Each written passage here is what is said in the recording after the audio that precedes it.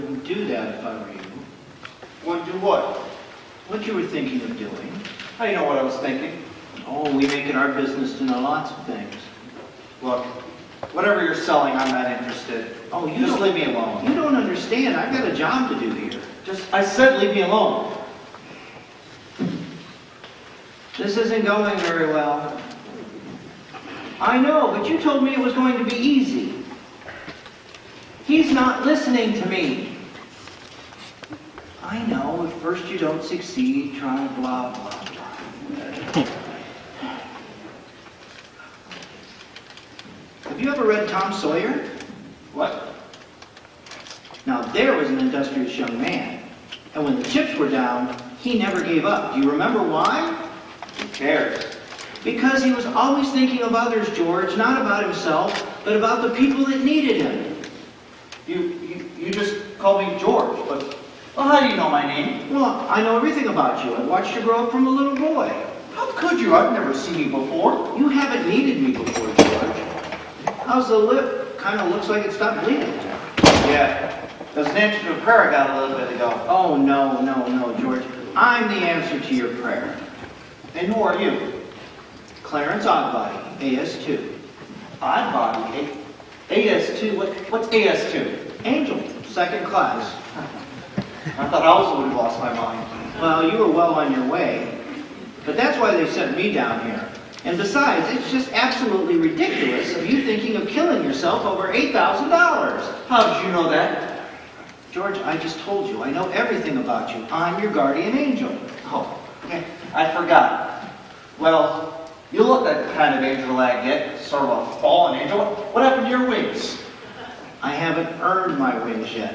That's why I'm here. And you're going to help me get them, aren't you, George? I am? How? By letting me help you. The only way that you can help me is to give me $8,000 before the clock strikes midnight. After that, my life becomes a pumpkin. We don't use money in heaven, George. Oh, yeah. I keep forgetting. Well, it comes in pretty handy down here. Can't live without it, you know. The truth be told is, I'm worth more dead than alive. Oh, you mustn't say things like that. I won't get my wings with that attitude. Besides, you don't realize all that you've done. If it hadn't been for you... If it hadn't been for me, everyone in my life would have been a lot better off. Everybody. My wife, my kids, my friends. Oh, you have a lot of friends, I'll give you that. Why, they've tied up the airwaves for over an hour now. What are you talking about? I'm talking about prayers, George. When they're heartfelt, they're mighty powerful. And the ones for you have just lit up a whole celestial system. What? How? Because you've been such an important influence in so many people's lives. Just like Tom Sawyer. Since when?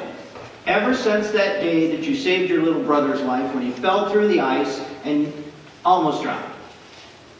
That was instincts. Besides, I was only 12. George, there were other boys there that day. Some of them were older, some of them were even better swimmers.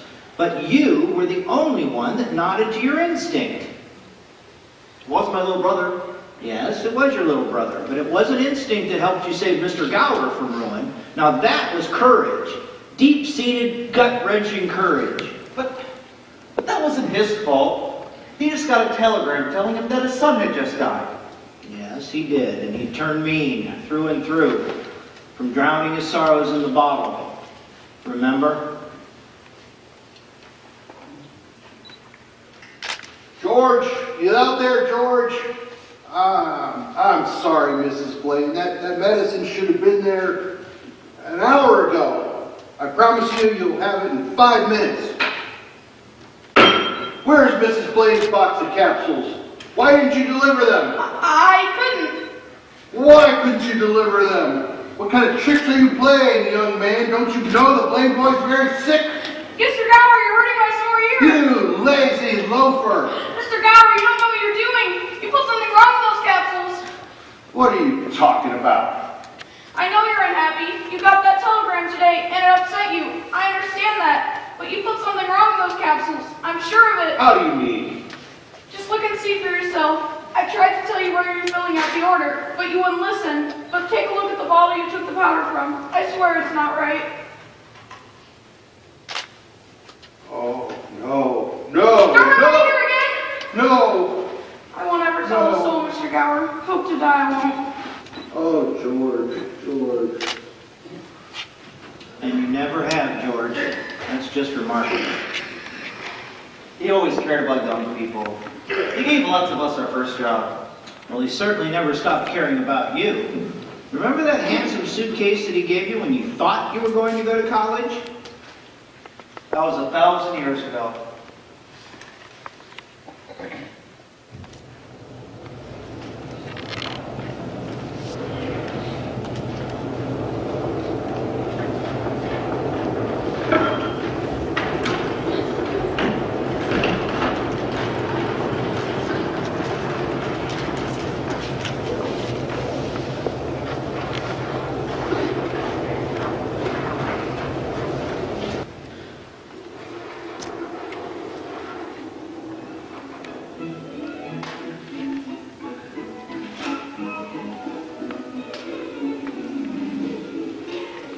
For he's the jolly good fellow, for he's the jolly good fellow, for he's the jolly good fellow, which nobody can deny. May you use us in good health, George. Oh, how can I thank you, Mr. Gower? By graduating with honors, that would make us all very proud. Good luck. Fat chance. Oh, you lay you a bet, little brother. I haven't got time. I'm on to my dance. How do I look? Like a goon in a penguin suit. Where's the funeral? Now that's enough, you two. Harry, you look very nice. Of course he does. It's my tux. And what's your verdict, Aunt Tilly? Do I look good enough to eat? You lay a hand on me, young man, and I'll hit you with this purse. Aunt Tilly, I'm in love with you, and there's a full moon out tonight. Now that's enough, Harry.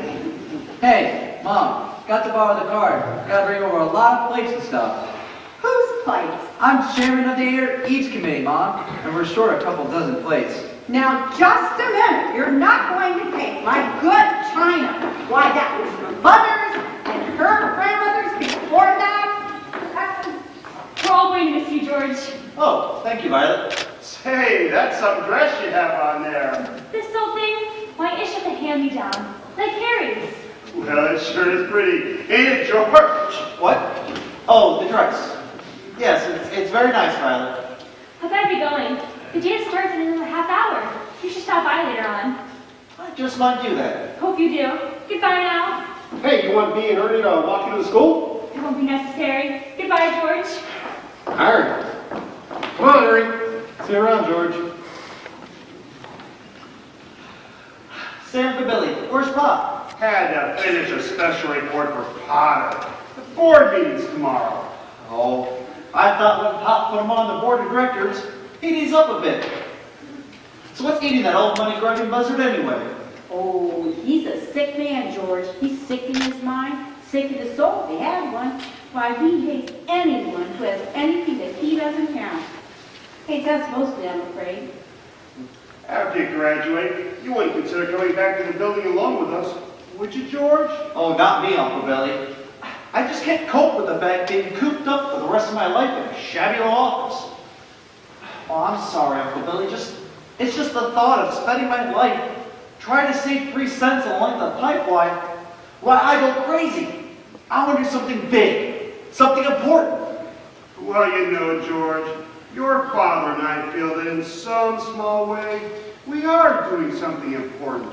It's deep in the soul of a man to want to own his own roof and walls, and a fireplace to sit beside us for the evening. We'd like to think we're helping him get those things. Now, Bill, you know that this town is no place for anyone who's not willing to crawl to pottery. But George, you've got real talent. We've all seen it. So you get yourself an education and then get out of here if you must. Any ideas what you want to do, George? Why, sure. I want to build things, like skyscrapers, maybe even cities. It's been a dream of mine all my life. Still after your first million. Before you're 30? No, I'd settle for half of that in cash. Well, your Aunt Kelly and I are sure gonna miss you. Oh, I'm gonna miss you too, that's for certain. Sam and Billy, can you take this in the house for me? I'll walk on over to the school and drop it on here and dance. Will you have a good time, son?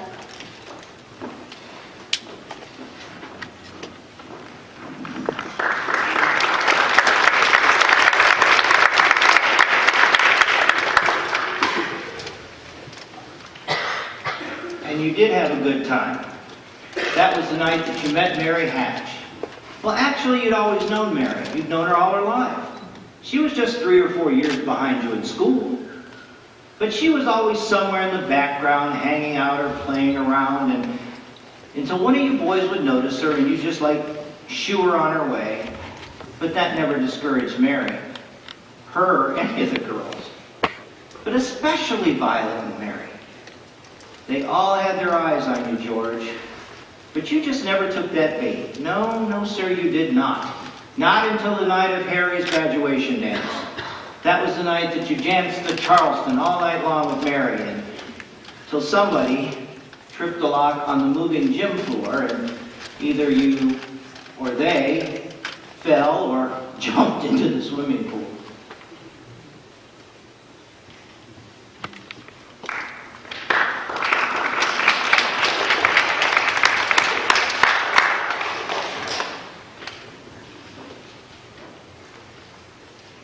Buffalo gals, can't you come out tonight? Can't you come out tonight? Can't you come out tonight? Buffalo gals, can't you come out tonight?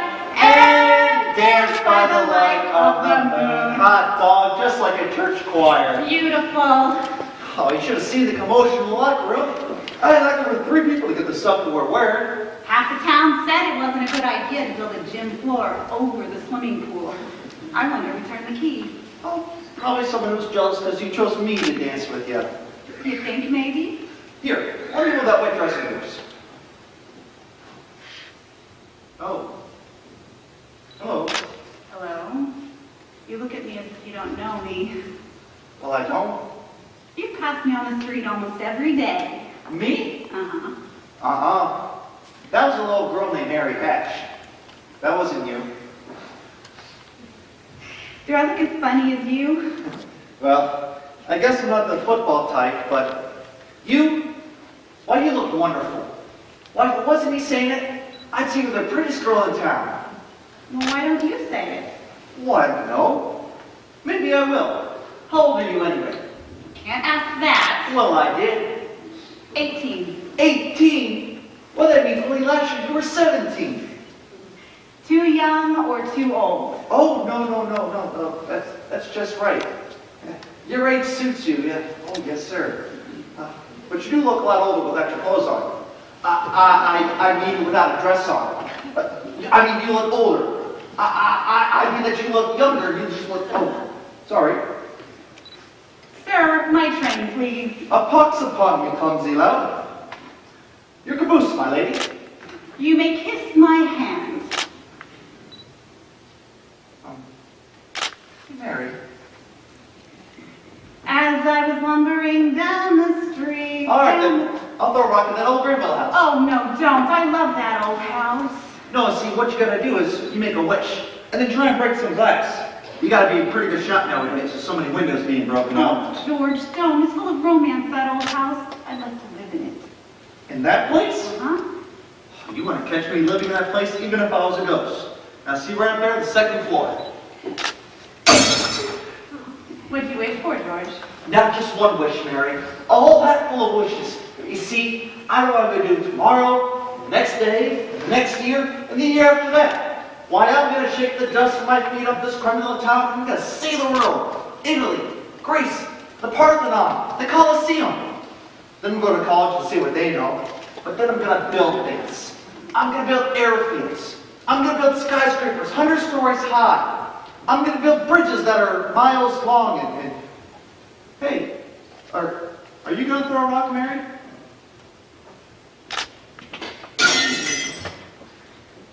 That was a good shot.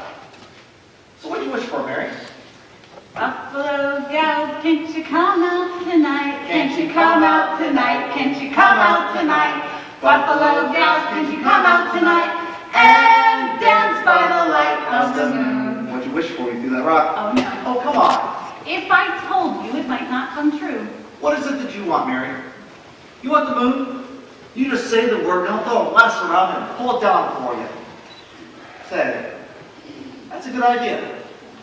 I'll get you the moon, Mary. I'll take it. And then what? Well, then you will swallow it, and it'll dissolve, see? And then moonbeams will shoot your fingers, and your toes, and ends of your hair, and... Am I talking too much? Yes, you are. Who's there? You gonna kiss her or just talk her to death? What's that? Youth wasted on all the wrong people. You're telling me, Bird. Hey, Bert, hurry. Hey, get back here. I'll show you some kissing. I'll turn your head around. George, come home quick. Your father's had a stroke. Huh? I'm sorry, Mary. I gotta Come on, go. George, let's hurry. You sent for a doctor. Yes, Campbell's there now.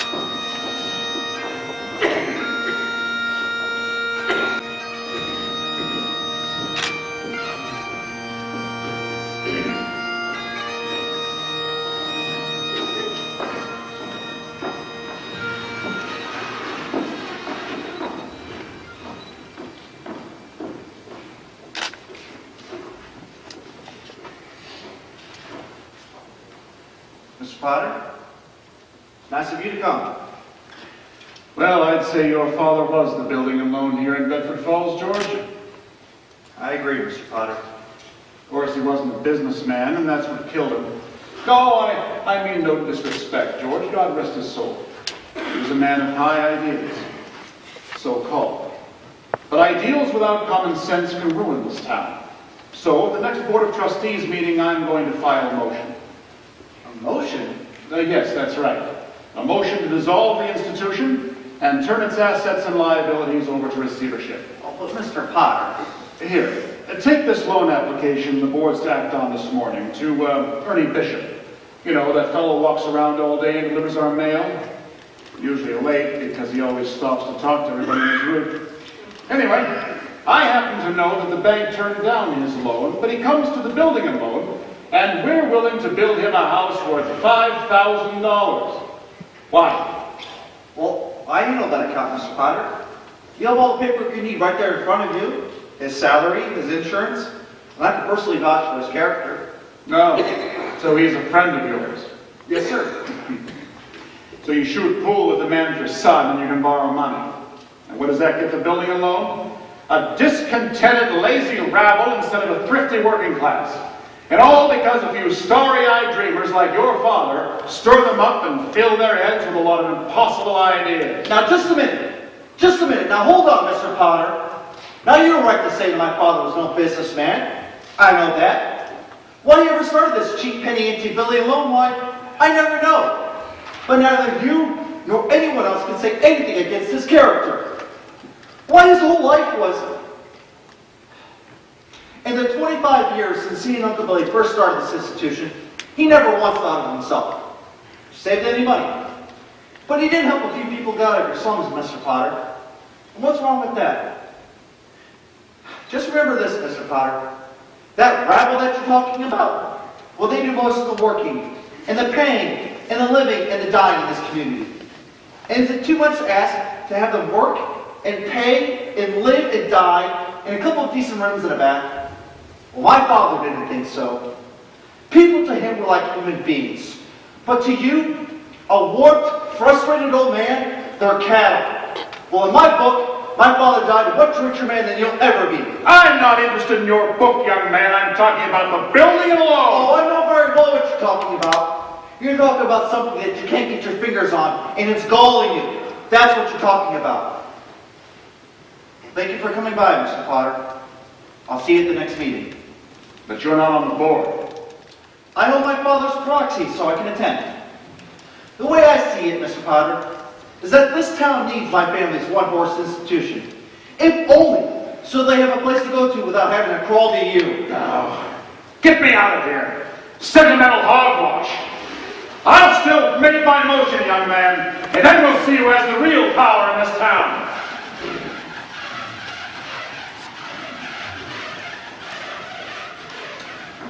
But you spoke eloquently that day, George, at the board meeting, and they voted Potter down. But on one condition I hadn't banked on. Yes, that you take your father's place, but you did.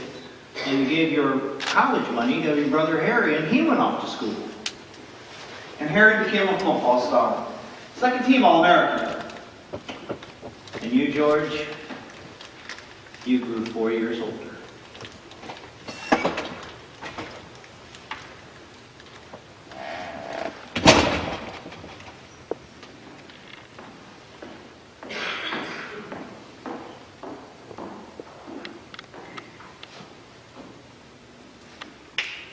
Hi, Mom. What are you doing? Wishing on a star? No, I've given up on that dream. I'm just out here getting some air. You know, Mary Hatch is back in town. Came back 3 days ago. Mm-hmm. Nice girl, that Mary. Mm-hmm. The kind that could help you find answers, George. Now, can you give me one good reason why you can't call on Mary Hatch? Why, sure. Sam Wainwright. Yes, Sam's crazy about Mary. Well, she's not crazy about him. Well, how do you know? Did she discuss it with you? No. Well, how do you know then? Well, I've got eyes, haven't I? Why, she lights up like a firefly whenever you're around. Oh. And besides, Sam Wainwright's in New York, and you're right here in Bedford Falls. And all's fair in love and war. Well, I don't know about war. You know, Mother, I can see right through you. Right to your back collar button. Trying to get rid of me, huh? Oh. Well, here's your hat. So what's your hurry? Well, I'll write that old Mother and Billy Alone's pal. I'm off to find me a gal and we'll do some passionate necking. George! Now, if you just point me in the right direction. This direction. Good evening, Mrs. Bailey. Hello, Georgie Porgy. Oh. Hello, Violet. How's business at the old wave shop? Not quite awake yet. I'm getting some city mothers and things to you. Same with yours with you. Nothing. Where are you going? Oh, I'll probably just end up down at the library. Georgie, don't you ever get tired of just reading about things? Yes. Yes, I do. What are you doing tonight?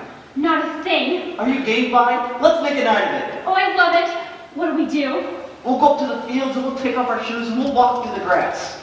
Huh? And we can come out Bedford, all the way up to the falls. We can smell the pines, watch the sunrise against the peaks. We can stay there the whole night. Everyone in town will be talking about it. It'll be a terrific scandal. Walking in the grass in my bare feet. George, have you gone crazy? And Mount Bedford. Who would want to climb the top of Mount Bedford?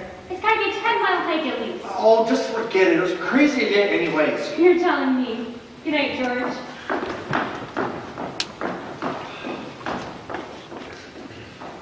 Well, there you are. Oh, Hello, Mary.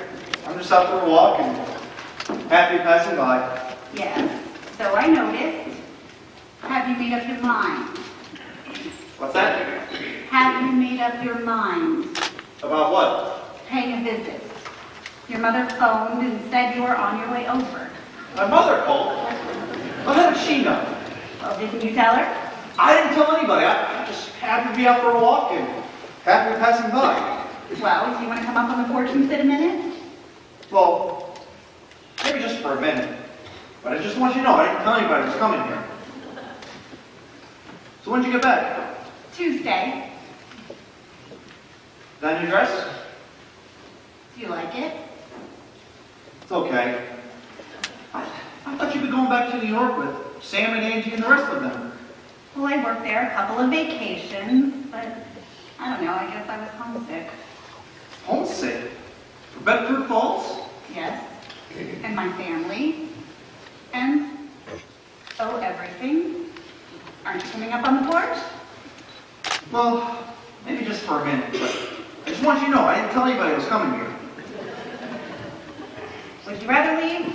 No! Then come on up. Buffalo gal, can't you come out tonight? Can't you come out tonight? Can't you come out tonight? Buffalo gals, can't you come out tonight? And dance by the light of the moon. Mary, who's down there with you? It's George Bailey, Mother. George Bailey? What does he want? I don't know. What do you want? Me? Nothing. He's making violent love to me, Mother. You tell him to go right back home. And don't you leave this house either. Sam Wainwright promised to call from New York. There he is now. Good night, George. Well, I better be going anyway. No, wait a minute. Mary, get the phone.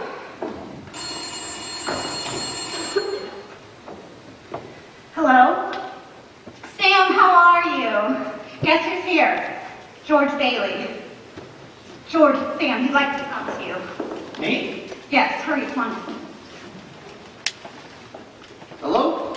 Sam? Hello, George Bielowski. Hey, fine how you are. What are you trying to do? Steal my girl? What? No, I was trying to steal a girl. Here's Mary. No, wait a minute. I want to talk to both of you. Tell Mary to get on the extension. He wants you to get on the extension. Mother's on the extension. Come here. Now you can both hear. Sam, we're listening. Well, I have a big deal that's coming up that's going to make us all rich. George, you remember that night in Martini's bar when you told me you read someplace about making plastics out of soybeans? Soybeans. Yeah, sure. Well, Dad snapped up the idea. He's going to build a factory outside Rochester. And here's the point. Mary, you're in on this too. Now listen, George, you got any money? Money? Yeah, a little. Well, now listen up. I want you to put every cent you got into our stocks here. And George, I may have a job for you. That is, unless you're still married to that broken down building in Lowell. This is the biggest thing since radio, and I'm letting you in on the ground floor. Oh, Mary, I'm here. would you tell that guy I'm giving him the chance of a lifetime here? The chance of a lifetime. He says it's the chance of a lifetime.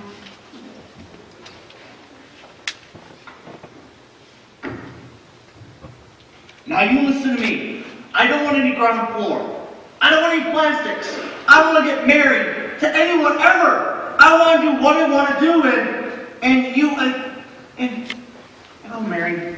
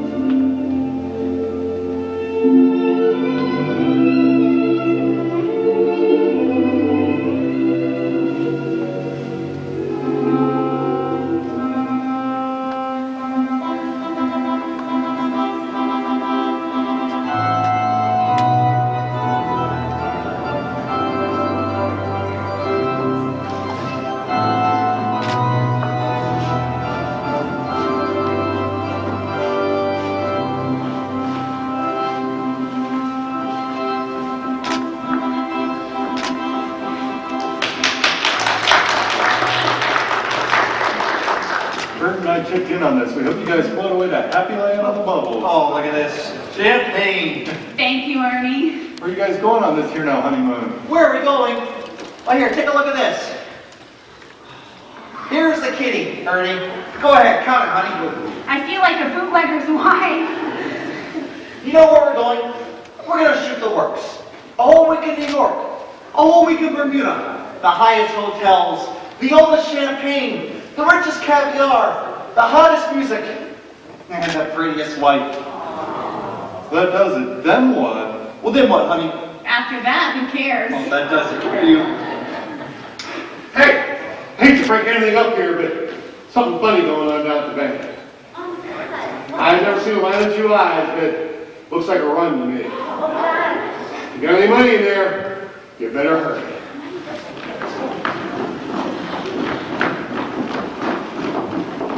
Mary, you just wait here. I'll just be a minute. Let's not stop. George, please, let's go. Just be a minute, Mary.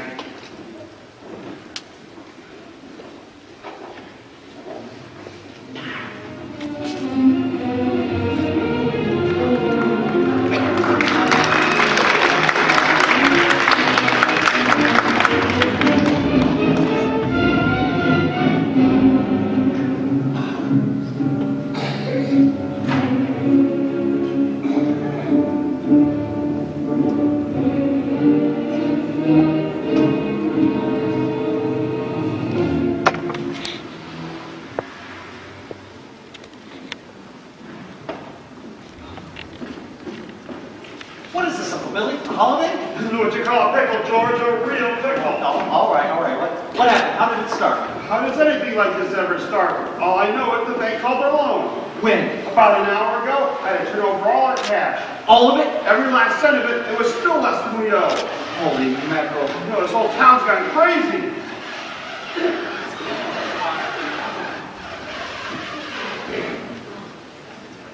Mr. Potter?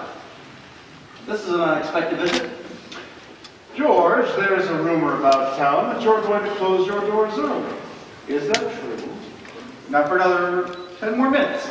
That's the normal closing time. Well, I'm glad to hear that. George, are you all right? Do you want me to call the sheriff? What for? Well, mobs can get pretty ugly sometimes, you know. Oh, I can assure you that all of our customers are very polite. I'm sure. George, I am going all out to help in this crisis. I've just guaranteed the bank sufficient funds to meet their needs. They'll close down for a week and then reopen. You took over the bank? I may lose a fortune, but I'm willing to guarantee your people too. Just bring your shares over to the bank, and I'll pay 50 cents on the dollar. 50 cents? That won't be necessary, Mr. Potter. We can take care of all our customers right here. You just make sure you don't close your doors before 6 p.m., or you'll never reopen. Ladies, gentlemen, remember, 50 cents on the dollar. Oh, you never miss a trick, do you, Potter? We're going to miss it on this one. All right, don't panic, everybody. You heard Potter. The bank will open in a week. But I've got my money here, George, and I'll take it now. Oh, Miss Andrews, you got this place all wrong. You think I got the money back in the safe somewhere, but I don't. Why, your money's not here. Your money's in the Granger house next to yours, and the Kennedy house, and the Banquet house, and hundreds of others. Why do you give them money now so they can build? And they'll pay you back when they the best that they can. Now what are you going to do, foreclose on them? But I've got $242, George, and $242 isn't going to break anybody. Okay, Miss Andrews. Here, you just sign this contract and you'll get your money in 60 days. 60 days.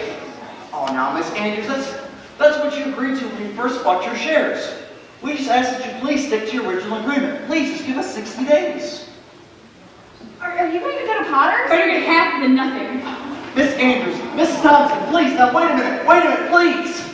If Potter gets a hold of the building loan, there won't be any other decent old built in this town. He's now in charge of the bank, he's already in charge of the department stores, he's in charge of the bus lines, and now he's after us. Why? Because we're cutting into his business, that's why. And he wants you to keep living in his slums, paying the temp rent that he decides. But we can't let him. We can get through this, but we have to stick together.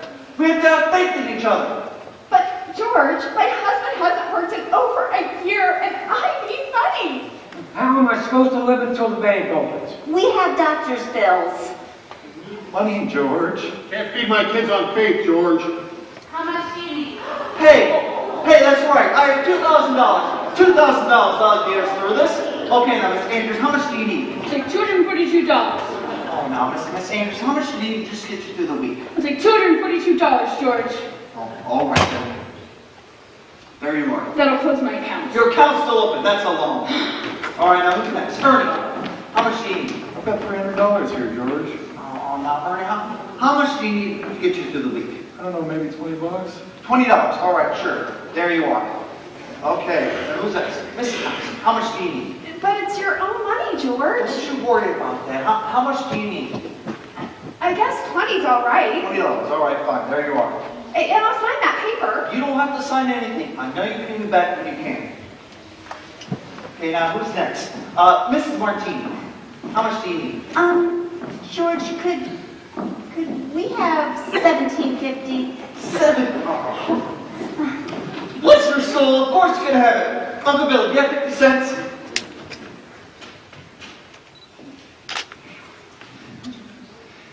Take over from here, Uncle Billy. I think we're gonna make it, George. I think we're gonna make it. And I think so too.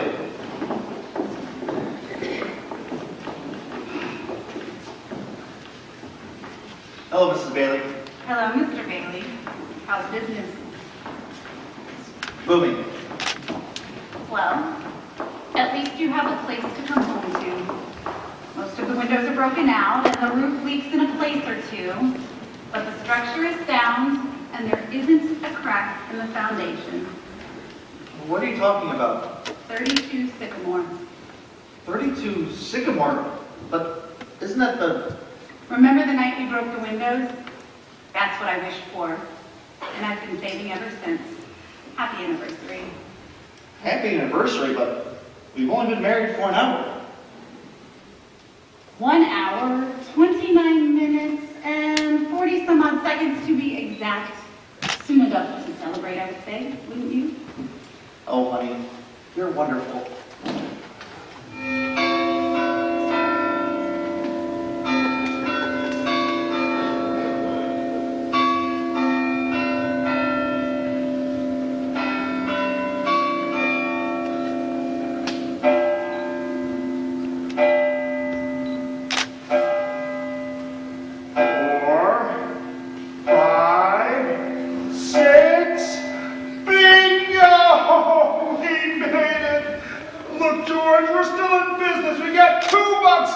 Oh, I'd say we're a couple of financial wizards. Pop the champagne. Those Rockefellers.